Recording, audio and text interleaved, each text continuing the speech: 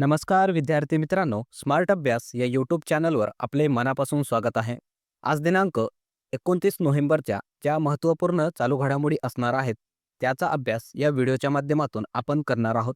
तत्पूर्वी आपण जर चॅनलवर नवीन असाल तर चॅनलला सबस्क्राईब करून घ्यायचं आहे. व्हिडिओ जर आवडला तर व्हिडिओला लाईक करायचा आहे.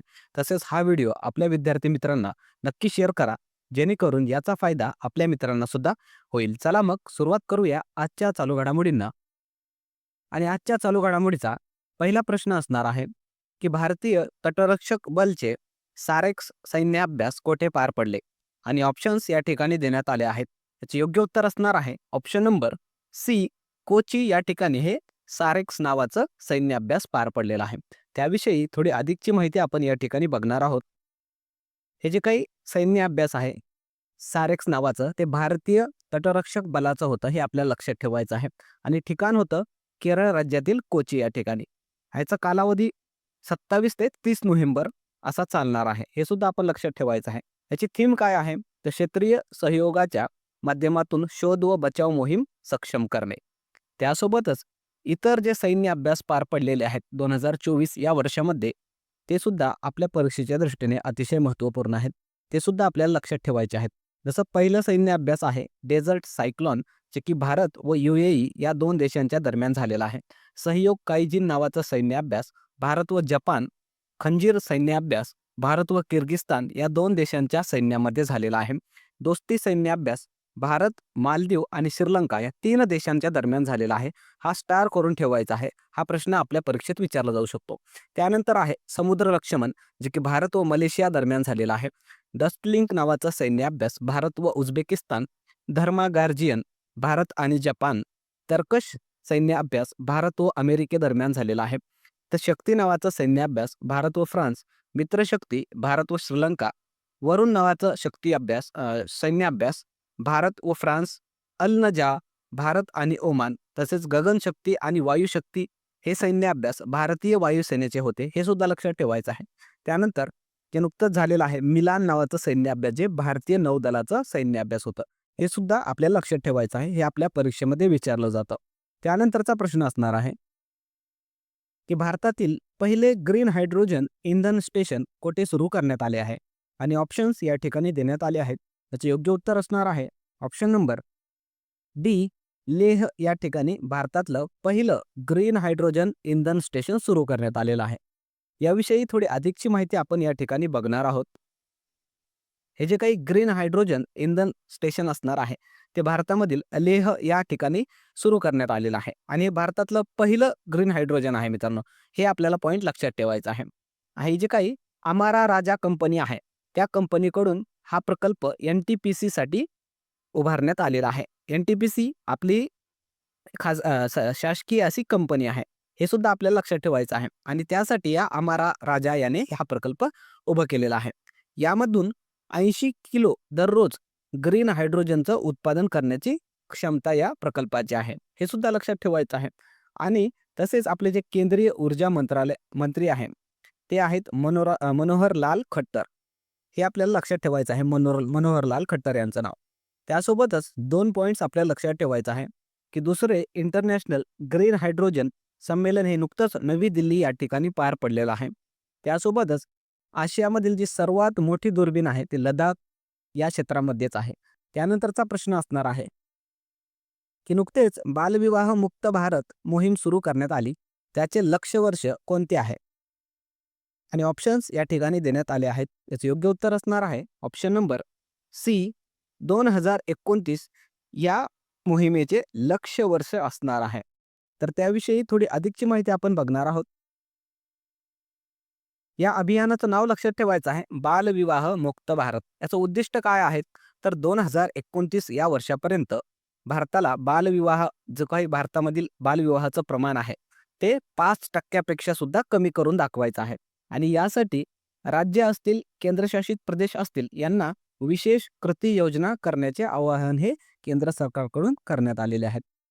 त्यासाठी जे केंद्रीय महिला व बाल विकास मंत्री कोण आहेत, तर हे आपल्याला लक्षात ठेवायचं आहे. अन्नपूर्णा देवी या सध्या केंद्रीय महिला व बाल विकास मंत्री आहेत, हे आपल्याला विचारलं जाऊ शकतं.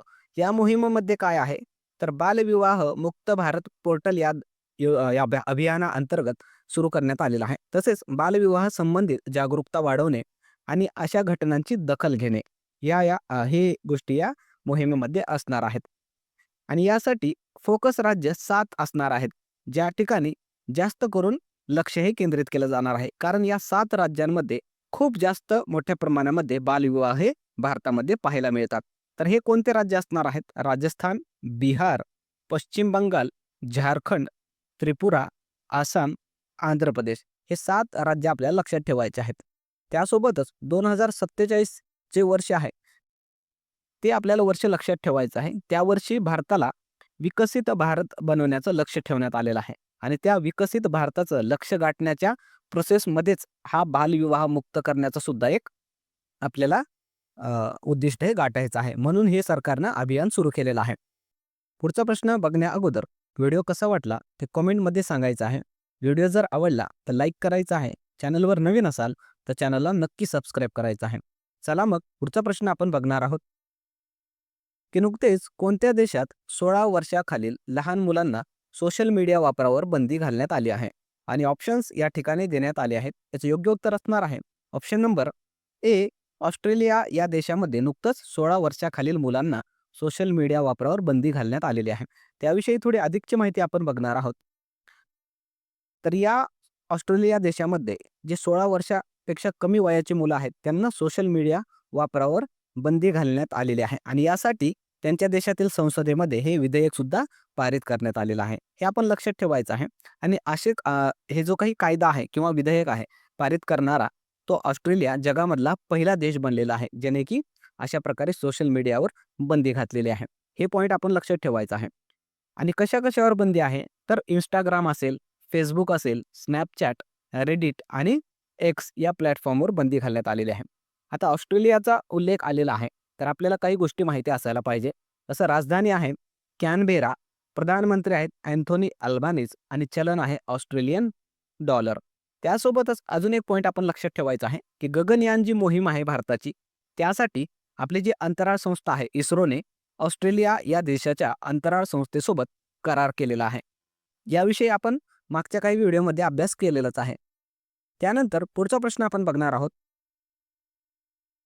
की नुकतेच टीचर ॲप कोणी लॉन्च केले? आणि ऑप्शन्स या ठिकाणी देण्यात आले आहेत. याचे योग्य उत्तर असणार आहे option number C, Dharmendra Pradhan यांनी हे टीचर ॲप लॉन्च केलेलं आहे. त्याविषयी थोडी अधिकची माहिती आपल्याला बघायची आहे. हे जे काही टीचर ॲप असणार आहे त्याचं लॉन्चिंग कोण केलेलं आहे तर जे आपले केंद्रीय शिक्षण मंत्री आहेत धर्मेंद्र प्रधान यांनी त्याचं अनावरण हे केलेलं आहे. आणि याचा उद्देश काय आहे तर शिक्षकांना भविष्यासाठी तयार करणे तसेच 21व्या शतकातील मागणीनुसार शिक्षकांना कौशल्यपूर्ण बनवून जे शिक्षण क्षेत्र आहे त्याच्यामध्ये क्रांती घडवून आणले, बदल घडवून आणणे. तर हा उद्देश आहे या ॲप लॉन्च करण्यामागचं. आणि या ॲपची निर्मिती कोण केलेली आहे तर भारती एअरटेल फाउंडेशनद्वारे याची निर्मिती करण्यात आलेली आहे. त्यासोबतच आपल्याला जे इतर पोर्टल्स आहेत जे महत्त्वाचे आहेत आपल्या परीक्षेच्या दृष्टीने ते सुद्धा आपल्याला माहिती असणं गरजेचं आहे. जसं शी बॉक्स नावाचं पोर्टल आहे महिला व बाल विकास मंत्रालयाकडून लॉन्च करण्यात आलेलं आहे.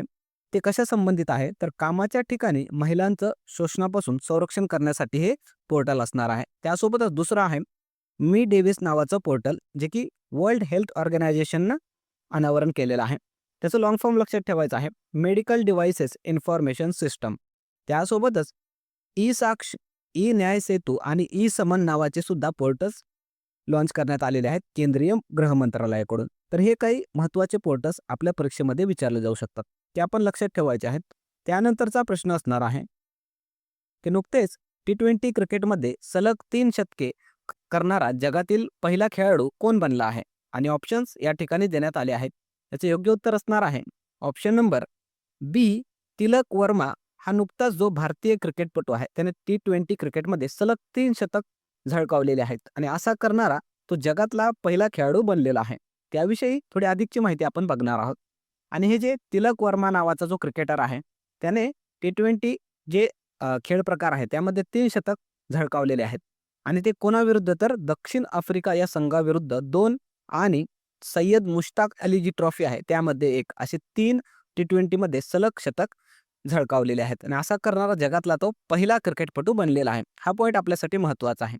त्यासोबतच जे काही संजू सॅमसन आहे त्यानं सुद्धा 2 सलग सेंचुरीज मारलेल्या आहेत दक्षिण आफ्रिका या संघाविरुद्ध. तर हे सुद्धा आपण लक्षात ठेवायचं आहे. त्यानंतरचा प्रश्न असणार आहे की नॅशनल मिल्क डे कधी साजरा करण्यात आला?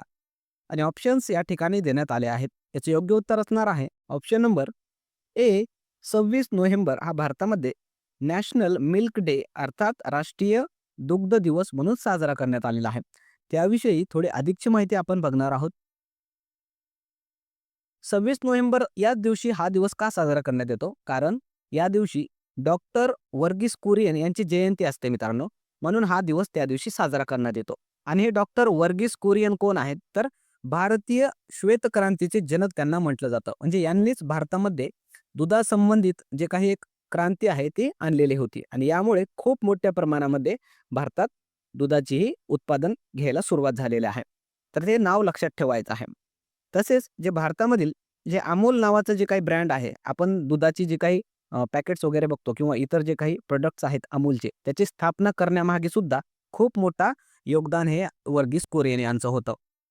त्यासोबतच काही पॉइंट्स लक्षात ठेवायचे आहे, की भारत दूध उत्पादनामध्ये सध्या जगामध्ये पहिल्या क्रमांकावर आहे आणि आपले केंद्रीय दूध व पशुपालन मंत्री आहेत राजीव रंजन सिंग.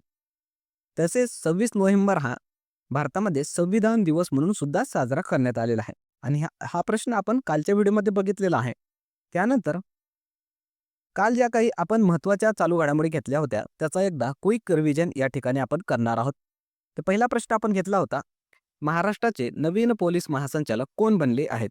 आणि याचं योग्य उत्तर होतं option number C Rashmi Shukla या दुसऱ्यांदा महाराष्ट्र राज्याच्या नवीन पोलीस महासंचालक बनलेले आहेत. याविषयी कालच्या व्हिडिओत आपण डिटेलमध्ये अभ्यास केलेलाच आहे. त्यानंतरचा प्रश्न आपण घेतला होता की नुकतेच सरकारने पॅन 2.0 ला मंजुरी दिली, त्यासाठी किती रुपये खर्च करण्यात येणार आहेत? आणि याचं उत्तर होतं ऑप्शन नंबर ए 1435 कोटी रुपये या योजनेसाठी सरकार खर्च करणार आहे.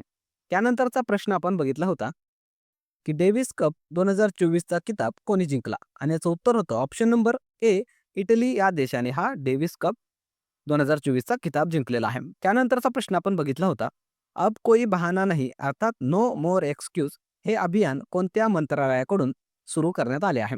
आणि याचं उत्तर होतं ऑप्शन नंबर सी महिला व बाल विकास मंत्रालय. त्यानंतरचा प्रश्न आपण बघितला होता की नुकतेच संविधान दिन कधी साजरा करण्यात आला? आणि याचं उत्तर होतं ऑप्शन नंबर ए 26 नोव्हेंबर हा दिवस भारतामध्ये संविधान दिन म्हणून साजरा करण्यात आलेला आहे. याविषयी डिटेलमध्ये कालच्या व्हिडिओमध्ये आपण अभ्यास केलेलाच आहे. त्यानंतरचा प्रश्न घेतला होता की नुकतेच झारखंडचे नवीन मुख्यमंत्री कोण बनले आहेत? आणि याचं उत्तर होतं ऑप्शन नंबर बी हेमंत सोरेन. त्यानंतरचा प्रश्न होता की नुकतेच राष्ट्रपती द्रौपदी मुर्मू यांनी संविधानाचे कोणत्या भाषेत अनावरण केले आहे? आणि याचं उत्तर होतं ऑप्शन नंबर ए संस्कृत आणि मैथिली या 2 भाषांमध्ये हे संविधानाचं अनावरण करण्यात आलेलं आहे. त्यानंतर आपण काल एक होमवर्क क्वेश्चन दिलेला होता. तो होमवर्क क्वेश्चन असा होता की सर्वोच्च न्यायालयाचे नवीन सरन्यायाधीश कोण बनले आहेत? आणि याचं उत्तर हे बऱ्याचशा विद्यार्थी मित्रांनी कॉमेंटमध्ये दिलेलं आहे. त्यांचं खरंच मनापासून अभिनंदन. असे काही विद्यार्थी आहेत की अतिशय डिटेलमध्ये अशा होमवर्क प्रश्नांचे उत्तर हे तुम्ही कॉमेंटमध्ये सांगत आहात. त्याच्यावरून तुमचा किती सखोल अभ्यास आहे या चालू घडामोडीचा ते दिसून येत आहे. आणि ज्या विद्यार्थ्यांनी याचं उत्तर दिलेलं नाही, ज्यांना याचं उत्तर माहिती नाही, त्यांच्यासाठी आपण उत्तर सांगणार आहोत. याचं उत्तर असणार आहे ऑप्शन नंबर ए न्यायमूर्ती संजीव खन्ना हे नुकतंच सुप्रीम कोर्टाचे नवीन सरन्यायाधीश बनलेले आहेत. त्यानंतर आजचा होमवर्क क्वेश्चन असणार आहे की नुकतेच दादासाहेब फाळके पुरस्कार कोणाला जाहीर झाला? आणि अतिशय सोपा प्रश्न आहे. सर्व विद्यार्थ्यांना याचं उत्तर हे यायलाच पाहिजे. ऑप्शन्स दिलेले आहेत. याचं उत्तर हे कॉमेंटमध्ये द्यायचं आहे. बघूया मग किती विद्यार्थ्यांना याचं उत्तर हे येणार आहे. चला मग थांबूया या ठिकाणी. त्या अगोदर मित्रांनो, जर तुम्ही कोणत्याही परीक्षेची तयारी करत असाल, नवीन असाल आणि जर अभ्यासासंबंधित काही अडचणी जर येत असाल, तर आपल्या या दिलेल्या नंबरवर WhatsApp क्रमांकावर नक्की मेसेज करायचा आहे. तुम्हाला ज्या काही डाऊट्स येत आहेत किंवा जे काही तयारीमध्ये प्रॉब्लेम्स येत आहेत, ते आम्ही कुठेतरी तुम्हाला सोडवण्यासाठी मदत करणार आहोत.